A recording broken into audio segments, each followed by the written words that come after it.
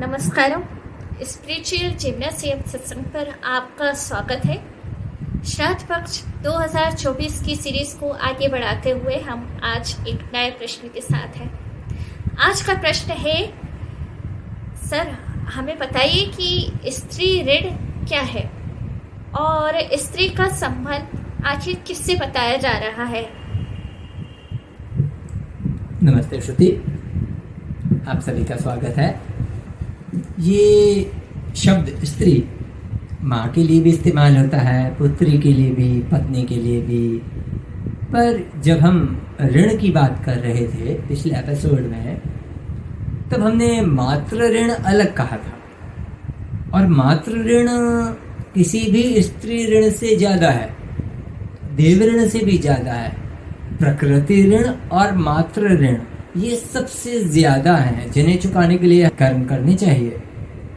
तो जब आप केवल स्त्री ऋण के बारे में बात कर रहे हैं तो हम इसे अपनी बहन, अपनी पत्नी, अपने वो लोग जो हमारे जीवन में आते हैं पर माँ नहीं, मातृ ऋण के अलावा, मातृ के अलावा जो भी स्त्रियां हैं, भाभी को भी हम स्त्री में रखेंगे।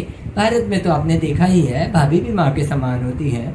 वो सब जो हमारे लिए कुछ कर रहे हैं, भाभी हमारे लिए सवेरे चाय बना देती है, ये ऋण है।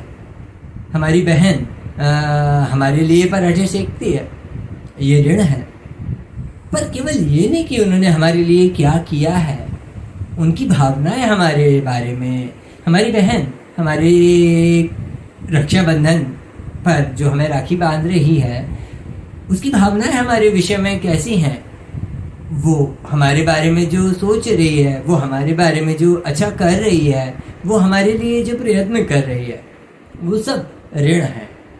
दोस्तों, दुनिया तो स्त्री को एक वुमन ले लेती है, पर भारत में स्त्री को एक पूज्य माना गया है। यत्र नार्यस्तु पूज्यन्ते रमन्ते तत्र देवता। तो जहाँ नारी की पूजा होती है वहाँ देवता निवास करते हैं। हम उन देवताओं को भी नारी से थोड़ा सा कम आंक रहे हैं। मतलब हम ये कह रहे हैं कि देवता वहाँ रहने आ जाते हैं जहाँ स्त्री, नारी रहती हैं। ये बहनें, ये बेटियाँ, ये भाभियाँ, मैं ये पुरुष के एंगल से बोल रहा हूँ। यदि महिलाओं के एंगल से कहें तो ननद, भौजाई, ये सब होते हैं। पर यहाँ पर जब बात हुई ऋण की तो हम बात कर रहे हैं पुरुष के एंगल से, स्त्री ऋण। हमें इन भाभी और इन सभी तरीके के लोगों को जिन्हें स्त्री कहा जाता है, उनकी भावनाओं को समझकर उनके प्रति अपने उद्गार, उनके प्रति अपने अच्छे विचार, अपने अच्छे कर्म, या फिर जो भी हम जीवन में इन्हें उपहार दे सकें, देते रहना चाहिए। सबसे अच्छा उपहार है मुस्कुराहट, उसके बाद अच्छे शब्द, उसके बाद अच्छा व्यवहार। ये ऋण चुकाने का सबसे आसान तरीका है। अपनी बहनों को, भाभीयों को, दोस्तों को हम मुस्कुराएं।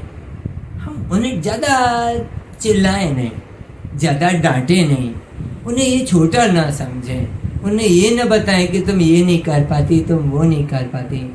वो जो करते हैं उसके लिए उनकी तारीफ करें। पत्नी रोज घर में इतना मेहनत करके खाना बनाती हैं और लोग आते हैं, टीवी देखते रहते हैं और खाना खा के चले जाते हैं। एक बार ये तक नहीं बोलते कि तुमने इतनी मेहनत की हमारे लिए, गर्मी में खड़े होकर हमारे लिए जो खाना बनाया वो कितना स्वादिष्ट बना था। ऋण चुकाने का सबसे आसान तरीका है उन्हें खुश कर देना। और वो खुश कैसे होते हैं? उपहार से, अच्छे व्यवहार से, मुस्कुराहट से। तो स्त्री ऋण को आप ऐसे ही समझ सकते हैं। मातृ ऋण के अलावा, मम्मी के अलावा जो बची हुई स्त्रियां हैं जो जीवन में आपके संपर्क में आ रहे हैं, आप उनके किए हुए कर्म का जो चुका रहे हैं वो स्त्री ऋण का चुकाना है।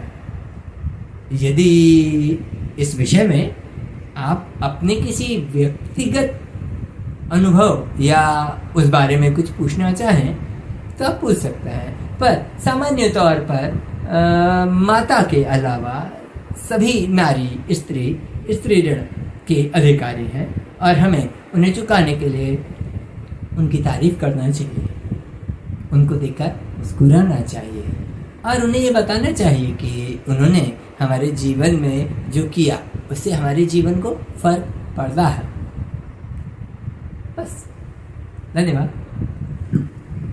Thank you sir. और आपने काफ़ी अच्छे से एक्सप्लेन किया है इस क्वेश्चन को। और चलिए विदा लेते हैं स्पिरिचुअल जिम्नासियम सत्संग के दर्शकों से।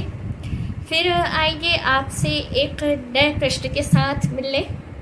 तब तक के लिए हमसे जुड़े रहें और अभी तक अगर आपने हमारे चैनल को सब्सक्राइब नहीं किया है तो अभी सब्सक्राइब करें और नोटिफिकेशन बेल आइकन ज़रूर प्रेस करें ताकि हमारे वीडियो पर आने वाली जो भी नोटिफिकेशंस होंगी वो आप तक सबसे पहले पहुँचे। और दोस्तों, तर्पण का समय, श्राद्ध का जो भी पितृपक्ष है इसका पूरा इस्तेमाल करें। ये फिर अगले साल आएगा। ये कुछ दिन कुछ विशेष महत्व के हैं। इनमें कुछ जो इंटेंसिटी होती है, वेवलेंथ और फ्रीक्वेंसी होती है वातावरण की, ये विशेष